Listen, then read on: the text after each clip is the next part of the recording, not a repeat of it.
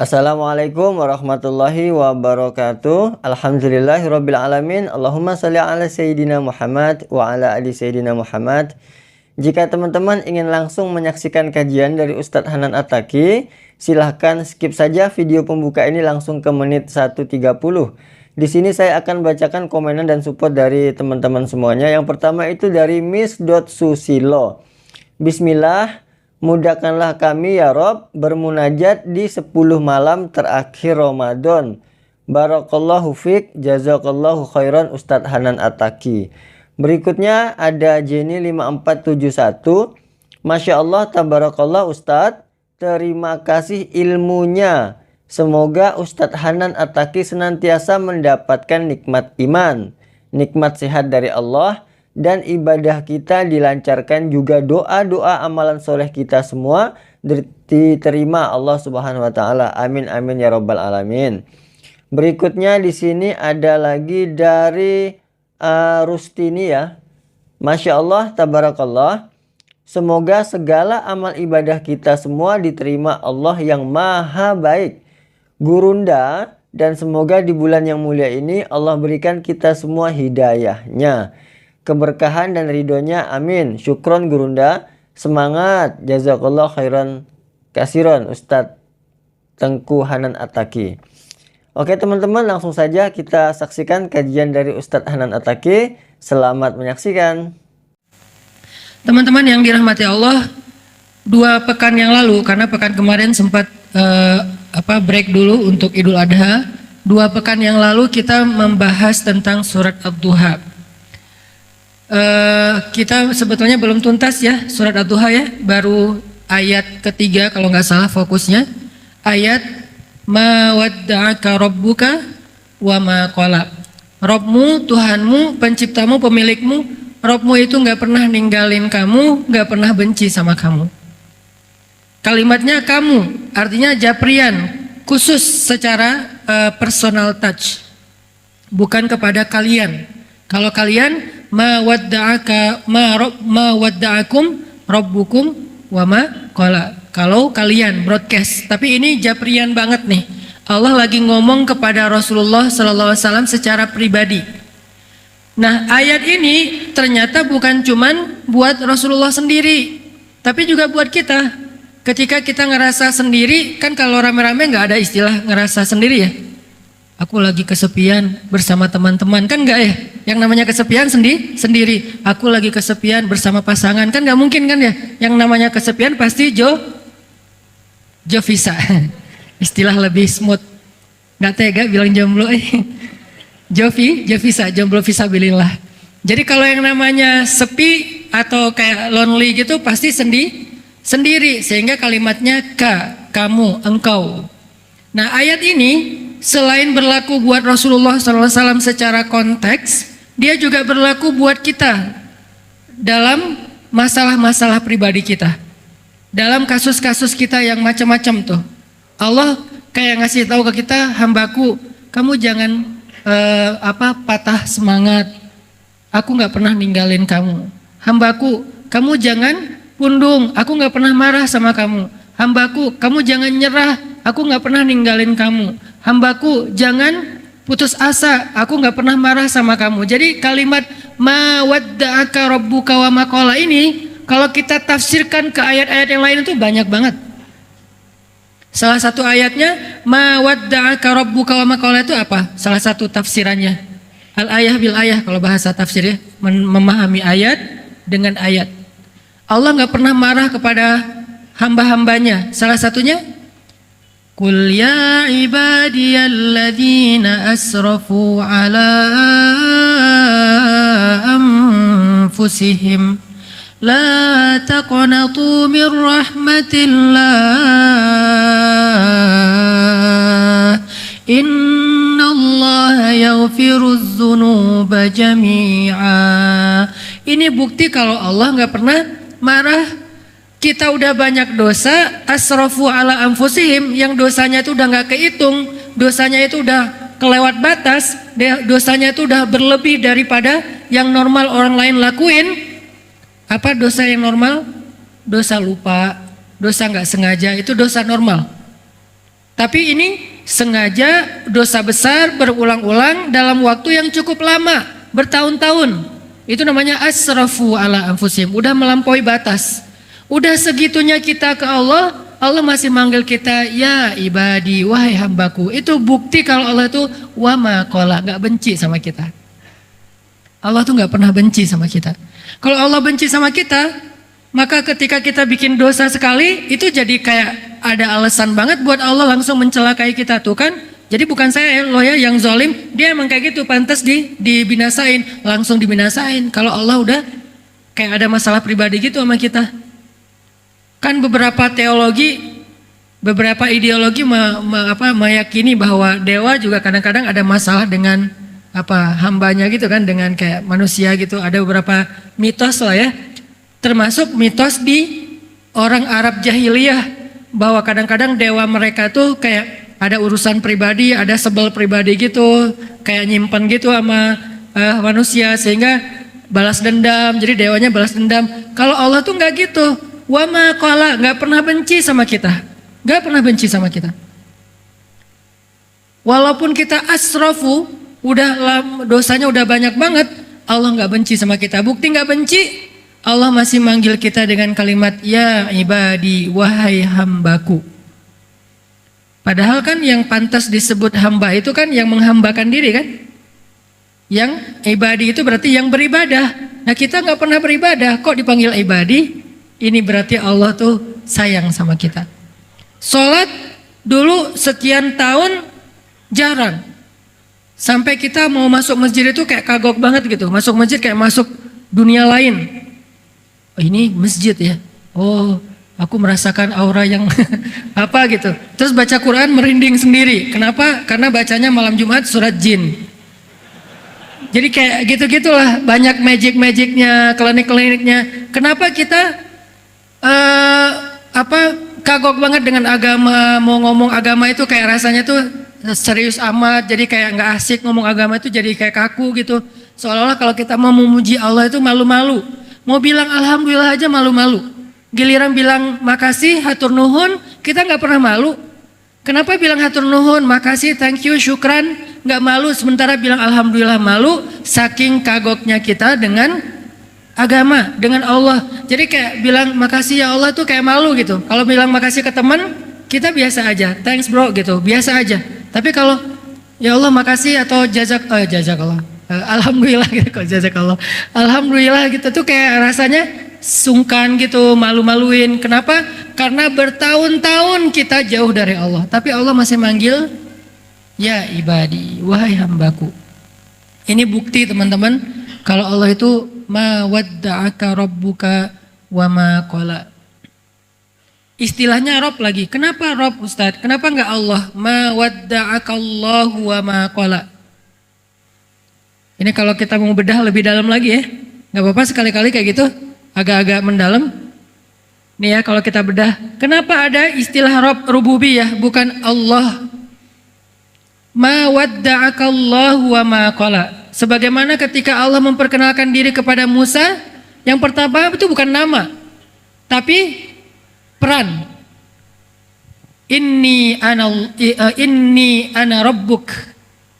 Inni ana rabbuk. Itu ayat pertama. Ayat berikutnya innani anallah. Kenapa Rabb dulu baru Allah? Kenapa peran dulu baru nama? Ini nih jadi persepsi berpikir. Lebih baik kita memperkenalkan kebaikan kita dulu kepada seseorang sebelum dia kenal nama kita, supaya dia berkesan kepada kita. Kalau ini dalam bahasa kayak sales, marketing, kita kayak nyebutin produk dulu, kita nyebutin jabatan dulu, baru kita nyebutin nama misalnya, supaya orang trust, ngebangun trust dulu nih. Sama kayak kita sebelum kenal CV-nya, kita jelasin dulu tentang, atau kita lakuin dulu sesuatu kebaikan yang membuat orang interest.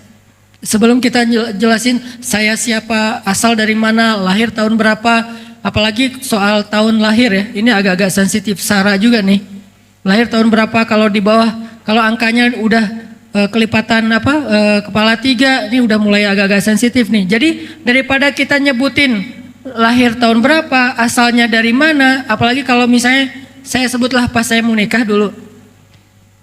Saya orang Sumatera, mau nikahin cewek Jawa yang karakternya, culture-nya beda banget sama orang Sumatera. Dan dia pribadi juga kayak agak-agak karena nggak kenal kali ya, gimana gitu, agak-agak takutnya orang Sumatera mungkin keras, menurut sebagian orang Sumatera mungkin belak-belakan, to the point, ya apa adanya gitu, nggak kayak orang Jawa, Sunda yang mungkin lembut, ngomongnya pelan-pelan, nggak teriak-teriak, kan ada kesan gitunya ya.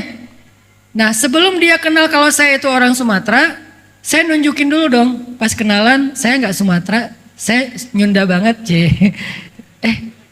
orang Bandung katanya, iya, ternyata Aceh kan ya, jadi kayak baru ngomong gitu yang ditunjukin mungkin karakter yang dia nyaman dulu, terus kayak orangnya kayak care gitu, orangnya tuh pengertian banget, orangnya tuh dewasa banget, matang segala macam, santun pas bicara. Baru setelah itu ketika saya memperkenalkan, saya tuh dari Sumatera loh, itu akan jadi excuse buat dia, nggak masalah. Kenapa? Karena udah ngelihat dulu, oh iya ya, kamu nggak apa-apa deh walaupun Sumatera juga, karena kamu orangnya lembut, kamu orangnya santun, kamu orangnya.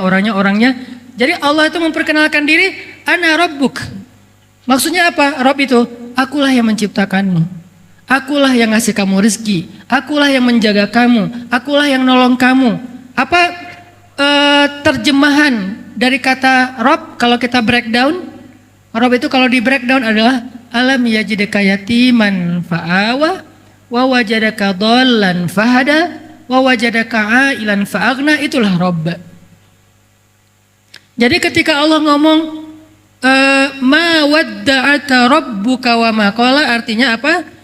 Robmu tidak pernah meninggalkanmu, artinya dialah yang selama ini memperbaiki ciptaan pada dirimu sehingga kamu menjadi seorang sosok manusia yang ideal secara fisik. Nabi kan ideal banget secara fisik ya, nggak berlebihan, nggak juga pas-pasan, ideal. Karena yang paling bagus itu bukan pol ya, yang paling bagus itu tawazun, wasatiyah kalau dalam konsep berpikir. Pas banget. Nabi bukan cowok yang paling tinggi di antara sahabat, tapi juga bukan yang paling rendah, pas. Nabi kalau jalan bukan yang paling cepat, tapi bukan yang lola, bukan yang slow banget, pas juga, ideal banget. Nabi itu kalau bicara bukan yang paling teriak, tapi juga nggak terlalu pelan yang bikin nggak gitu-gitu amat juga sih, pas gitu. Jadi tawazun, sehingga Allah lah sebagai Rabb yang telah menciptakan kamu dalam tawazun, dalam fisik yang ideal, wahai Muhammad. Allah juga yang memelihara kamu, yang nanti dijelaskan di alam yajidika yatiman dan seterusnya. Allah juga yang melindungi kamu, Allah juga yang menjaga kamu, Allah yang sayang sama kamu, Allah yang begini. Semua itu adalah bukti bahwa Allah ma wadda'aka wa ma qala, tidak pernah ninggalin kamu, gak pernah benci sama kamu. Ini adalah ayat motivasi. Mudah-mudahan ini jadi booster yang lebih bagus daripada 1 minute booster ya. 1 minute booster kan kadang benar, kadang nggak jelas, nggak inilah ya. Tapi kalau ma wadda'aka rabbuka wa ma qala, itu booster banget teman-teman. Itu mood booster banget. Caranya kita baca berulang-ulang. Kalau kita lagi kayak ngerasa kok saya hidupnya gini-gini banget ya, kok Allah nggak nolongin saya, baca lagi wadduha wal laili idza saja ma wadda'aka rabbuka wa ma qala. Rabbmu tuh nggak pernah ninggalin kamu, nggak pernah benci sama kamu. Kok saya kayak hidupnya nggak berhenti dari masalah ya? Kapan sih datangnya pertolongan Allah? Ma wadda'aka rabbuka wa ma qala. Allah tuh nggak meninggalkan kamu, nggak benci sama kamu. Pertolongan itu pasti akan Allah datangkan. Ala inna nasrallahi qarib. Bukankah pertolongan Allah sudah dekat? Kayak gitu diulang-ulang sesuai dengan masalah kita. Jadi teman-teman, itu udah kita bahas kemarin, walaupun ini ada sedikit tambahan analogi gitu. Bahwa kita berharap dengan mengulang-ulang kalimat ma wadda'aka rabbuka wa ma qala, kita nggak jadi orang yang gampang putus asa, nggak jadi orang yang gampang menyerah, nggak jadi orang yang gampang patah, nggak jadi orang yang gampang kalah, nggak jadi orang yang gampang marah, gitulah ya. Kenapa jadi semua ya? Jadi intinya ayat itu harusnya menguatkan kita ketika kita lemah. Memantapkan hati kita ketika kita galau dengan pilihan hidup. Membuat kita berani ketika kita dalam keadaan takut. Ayat itulah yang kemudian diterjemahin di surat yang lain. La tahzan, innallaha ma'ana. Sama aja kan? Tuhanmu nggak pernah meninggalkan kamu, nggak pernah benci sama kamu dengan kalimat jangan khawatir, karena la tahzan dalam konteks ayat itu khawatir. Jangan khawatir, Allah bersama kita. Jangan khawatir, Allah bersama kita, karena Allah nggak pernah marah, nggak pernah meninggalin kita, kan gitu kan ya? Itu sebetulnya dua atau sekian ayat yang sejenis, setipe, semakna, cuman beda redaksi. Jadi kalau kita kaman banget dengan istilah la tahzan innallaha ma'ana, coba kembangin deh kalimat itu dengan surat Ad-Duha. Apa bukti Allah tuh bersama kita? Alam yajidka yatiman fa'awa. Terus siapa yang ngasih kita perlindungan ketika kita sendiri? Kalau bukan Allah bersama kita. Wa wajadaka dhallan fahada. Terus siapa yang ngasih Nabi jalan petunjuk ketika beliau tersesat di dalam padang pasir? Kalau Allah nggak bersama kamu. Wa wajadaka ailan fa'aghna. Terus siapa yang ngasih Nabi makan ketika beliau kelaparan kalau Allah nggak bersama dengan beliau? Jadi la tahzan innallaha ma'ana, arti lainnya adalah ma wadda'aka rabbuka wa ma qala. Itu teman-teman pemahaman dari surat Ad-Duha. Buat saya pribadi, surat Ad-Duha itu surat motivasi banget. Kalau saya lagi sedih, kalau saya lagi galau, kalau saya lagi sakit hati, kalau saya lagi sebel, kalau saya lagi boring banget, baca ayat itu sedikit banyak tergantung kita ya. Sedikit banyak akan mempengaruhi mood kita.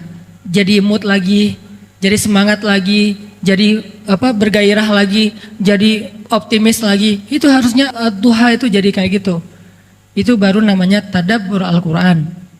Sekarang kita pelajari gimana cara jadiin Ad-Duha itu sebagai penyemangat bagi kita dalam masalah-masalah kita. Oke. Sekarang kita lanjutkan kalimat berikutnya dari surat Ad-Duha. Tapi sebelumnya coba teman-teman buka dulu surat Al-Qasas. Surat 28. Surat Al-Qasas. Kita coba terjemahin surat Ad-Duha dengan pemahaman yang ada di dalam surat Al-Qasas.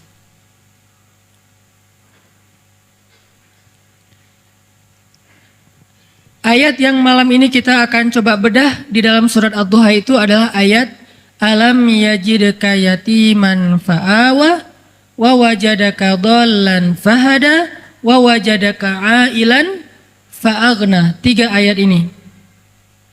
Apa hubungan antara 3 ayat ini dengan ayat ketiga, yaitu ma wadda'aka rabbuka wa ma qala? Apa hubungannya? Ayat berapa sih yang alam yajidka? Ma wadda'aka rabbuka wa ma qala wal akhiratu khairul laka minal ula wala sawfa yu'tika rabbuka fatarda. Alam yajid. Ayat ke-6 ya. 6, 7, 8 kan? Ayat 6, 7, 8 ini adalah ayat pembuktian terhadap ayat ketiga. Jadi Allah bilang di ayat ketiga, Allah nggak pernah ninggalin kamu, nggak pernah benci sama kamu. Apa buktinya? Kan gitu ya. Buktinya adalah, bukankah dulu kamu dalam keadaan yatim Muhammad, lalu Allah memberimu keluarga yang menjadi naungan? Bukankah dulu kamu pernah tersesat di padang pasir Muhammad, lalu Allah memberi kamu jalan supaya kamu sampai ke tujuan? Bukankah dulu kamu pernah kelaparan Muhammad, lalu Allah kasih kamu rezeki atau makanan? Itu bukti bahwa ma wadda'aka rabbuka wa ma qala. Nah, jadi ayat 6 dan 7 dan 8 itu adalah ayat renungan untuk kita teman-teman. Kalau kita mulai meragukan kebesaran Allah, kita mulai meragukan pertolongan Allah, kita mulai meragukan janji-janji Allah, coba kita pakai 3 ayat itu untuk menjawab pertanyaan. Bukankah kita dulu pernah yatim? Arti yatim, seorang diri. Lahir ke bumi, jarang kan di antara kita yang lahirnya kembar. Rata-rata lahir anak tunggal gitu kan. Lahir sendiri, terus bagaimana kita bisa kemudian tumbuh? Allah Subhanahu wa Ta'ala yang mendatangkan untuk kita orang yang mencintai kita sejak kita lahir. Pertama, ibu kita. Itu mah udah biasa Ustaz. Enggak. Kalau Allah nggak masukkan rasa cinta ke dalam hati ibu kita, maka dia akan membuang kita di parit. Dan itu banyak adegan kayak gitu. Kalau Allah nggak mendatangkan rasa cinta ke dalam hati ayah kita, mungkin ada adegan seorang ayah yang memukul anaknya sampai mati hanya gara-gara anaknya rewel di malam hari. Kalau Allah nggak memasukkan rasa cinta di dalam hati ibu atau ayah kita, mungkin kita sudah dimasukkan ke dalam kulkas sampai membeku dan meninggal. Kalau Allah nggak memasukkan rasa cinta ke dalam hati ayah dan ibu kita, mungkin kita akan dibiarkan kelaparan atau ditaruh di rumah yang akhirnya kelaparan meninggal sendiri, orang tua kita pergi. Atau ditaruh di depan panti asuhan, atau ditaruh di tong sampah, ditaruh di bawah jembatan, dan seterusnya dan seterusnya. Kalau Allah nggak sayang kepada kita, maka Allah tidak akan memasukkan rasa cinta itu di dalam hati orang tua kita. Sehingga dengan rasa cinta yang Allah titipkan di dalam hati ibu dan ayah kita, muncullah adegan seorang ibu yang memeluk anaknya ketika kapal mereka tenggelam. Muncullah adegan seorang ibu yang memeluk anaknya dan melindungi anaknya di bawahnya ketika rumahnya roboh. Muncullah adegan seorang ibu yang menyelamatkan anaknya walaupun dia yang celaka. Muncullah adegan seorang ayah yang seharian gak makan demi menyimpan uang itu supaya bisa membeli susu anaknya di malam hari. Muncullah adegan pengorbanan ayah, pengorbanan ibu, itu semuanya bukti bahwa alam yajidka yatiman fa'awa. Allah yang menskenariokan jadi kayak gitu. Kalau Allah cabut sedikit aja rasa kasih sayang, maka orang tua kita cuek sama kita. Cuek mulai dari kebutuhan makan kita, cuek dengan kebutuhan tempat tinggal kita. Nggak ada seorang ayah yang berjuang gimana caranya dia punya rumah untuk anaknya yang nyaman buat anaknya berlindung dari matahari, hujan, dan panas dingin. Dia cicil rumah siang malam, dia kerja banting tulang karena cicilannya itu nggak sehari 2 hari, 15 tahun. Apa alasan seorang ayah itu mencicil rumah 15 tahun dan setiap akhir bulan dia itu stres mikirin cicilan kalau bukan karena sayang kepada anaknya? Apa alasan seorang ayah memasukkan anaknya ke sekolah yang harga bulanannya aja, harga SPP-nya aja mahal banget? Udah gitu beli ayah itu kayaknya rasanya beli buku anak itu di awal ajaran baru, di tahun ajaran baru tuh kayak seneng gitu ngebeli buku anak, beli pensil anak, beli pulpen anak, beli baju seragam anak. Itu kayak puas banget buat ayah. Dari mana muncul rasa kepuasan ini? Dari cinta. Siapa yang mengilhamkan cinta di dalam hati ayah dan ibu? Allah. Itu bukti alam yajidka yatiman fa'awa. Jadi Allah gak pernah ninggalin kita. Ustadz, tapi ada kasus seorang anak ditinggalkan oleh ibunya, ditinggalkan oleh ayahnya, atau ayah dan ibunya wafat ketika dia masih kecil. Lalu Allah datangkan yang lain, kakeknya mungkin. Allah datangkan yang lain, pamannya mungkin. Allah datangkan yang lain, ayah angkat atau orang tua angkatnya mungkin. Allah datangkan, gak pernah berhenti. Karena kalau itu berhenti, maka kita gak akan bisa tumbuh menjadi anak yang dewasa seperti sekarang ini. Kita udah gak dapat apa-apa. Kita udah celaka dari kecil. Kenapa ada adegan seorang ayah yang mati-matian mencari sampai mendonorkan ginjalnya demi untuk mengobati anaknya yang sakit? Bahkan nauzubillah, sampai ada seorang ayah yang dia rela mendonorkan jantungnya dan dia meninggal demi untuk menggantikan anaknya yang juga kecelakaan dan seterusnya. Dia donor darah udah biasa, donor organ. Ini semuanya alam yajidka yatiman fa'awa, teman-teman. Cuman kita seringnya hanya ngelihat kurirnya saja, lupa kepada pengirim. Ya, ada teman ngirim kita hadiah, misalnya yang kita seneng banget, misalnya kayak kaos gitu ya. Tadi pas jalan sama dia, kita kayak ngelihat sebuah kaos yang kayaknya tipe kita banget lah. Warnanya, brandnya, kita kayak bangga banget kalau bisa pakai kaos itu. Cuman kita nggak ngomong, tapi dia orangnya care, orangnya tuh pengertian. Akhirnya pas kita ulang tahun misalnya, atau pas kita dapat nilai bagus atau apalah momennya, tiba-tiba dia ngirim kaos itu. Karena nggak bisa ketemu kita, dia ngirim pakai kurir, digosenin sama dia. Kurir ini dibayar nggak? Dibayar dong.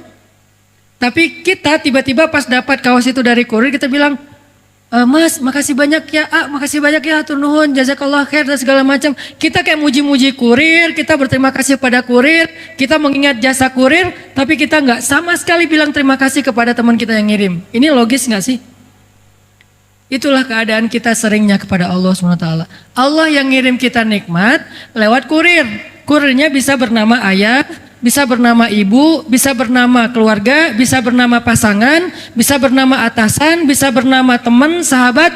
Kita bisa berterima kasih kepada mereka sebagai orang yang berjasa dalam hidup kita, tapi kita nggak bilang makasih ke Allah dalam bahasa alhamdulillah, dalam bentuk penghargaan ke Allah itu lebih rajin ibadah. Ini berarti kita lupa siapa yang sebetulnya ngirim kebaikan itu untuk kita. Kita lebih ingat orang yang membawanya, padahal dia juga dibayar. Orang yang membawa itu, kurir itu juga dibayar. Allah membayar ibu kita. Dengan apa? Bahwa setiap tetes susu ibu kita itu adalah kifarat dosa buat dia. Allah membayar ayah kita. Dengan apa? Setiap tetes keringat ayah kita itu kifarat dosa buat dia. Bukan berarti kita nggak perlu berbakti, bukan ya. Tapi maksudnya kalau ke mereka aja kita begitu berterima kasih, terus gimana dengan Allah yang kita Allah itu nggak dapat untung apa-apa untuk dari kita. Harusnya kita lebih bersyukur kepada Allah seandainya kita bisa banget menghargai kebaikan kedua orang tua kita. Coba sok kita sebagai anak, kalau dalam doa muhasabah disebut nama ibu kan gampang banget kan berlinang air mata. Kenapa? Karena kita terharu banget dengan pengorbanan ibu kita. Karena kita respect banget dengan pengorbanan ibu kita. Karena kita tahu banget pengorbanan ibu kita. Bisa nggak kayak gitu ketika nama Allah disebutkan? Malah lebih dari ibu harusnya. Idza dzukirallah wajilat qulubuhum. Kalau disebut nama Allah, hatinya tuh wajilat. Arti wajilat itu langsung kayak kayak gitu. Jadi ketika disebut nama ibu itu udah nggak kuat lagi pasti. Sama kayak kita kalau lagi berdoa bareng-bareng muhasabah, ya Allah ampunkanlah ibu saya. Begitu kata ibu disebut langsung luluh hati kita kan. Begitu kata ibu disebut langsung udah nangis, langsung berderai air mata, langsung kita bisa ngelakuin hal-hal yang sebetulnya nggak bisa kita lakuin secara normal. Bisa nggak nama Allah juga gitu dalam hati kita? Wajilat. Kenapa? Karena kita tahu banget kebaikan Allah, jasa Allah, rahmat dan kasih sayang Allah dalam kehidupan kita. Alam yajidka yatiman fa'awa. Alhamdulillahirrabbilalamin. Itulah tadi tausiah dari Ustadz Hanan Attaqi. Sebelum kita mengakhiri perjumpaan kita pada kesempatan kali ini, marilah kita tutup terlebih dahulu dengan doa kafaratul majlis. Dari Abu Hurairah radhiyallahu an berkata, Rasulullah shallallahu alaihi wasallam bersabda, barang siapa yang berada pada suatu majlis, kemudian pada majlis tersebut terdapat banyak perkataan yang tidak berguna, lalu sebelum beranjak meninggalkan majelis mengatakan hal yang ini, kafaratul majelis, kecuali telah diampuni baginya apa yang ada pada majelis tersebut. Hadis riwayat Tirmizi. Seperti apa doanya? Teman-teman juga pastinya sudah pada tahu. Bismillahirrahmanirrahim. Subhanakallahumma wa bihamdika asyhadu alla ilaha illa anta astaghfiruka wa atubu ilaik. Artinya, maha suci Engkau ya Allah, dan dengan memujimu aku bersaksi bahwa tiada Tuhan selain Engkau. Aku mohon ampunanmu dan aku bertaubat kepadamu. Bagi teman-teman yang ingin membantu men-share dan juga subscribe channel ini, kami ucapkan terima kasih banyak. Jazakumullah khairan kasiron. Sampai bertemu di kesempatan dan video berikutnya. Wassalamualaikum warahmatullahi wabarakatuh.